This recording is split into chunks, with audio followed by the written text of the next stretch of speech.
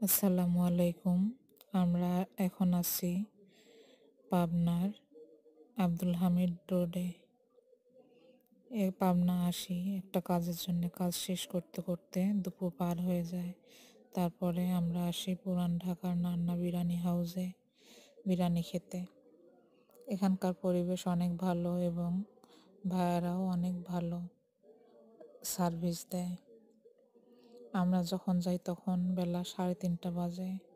তারপরও লোকজন এবং খাওয়া দাওয়ার ভিড় ছিল। আমরা এখানকার মেনু চার্ট দেখে অর্ডার করি 2টা বিফ তেহারি এবং 2টা সাদা পোলাও ও রোস্ট।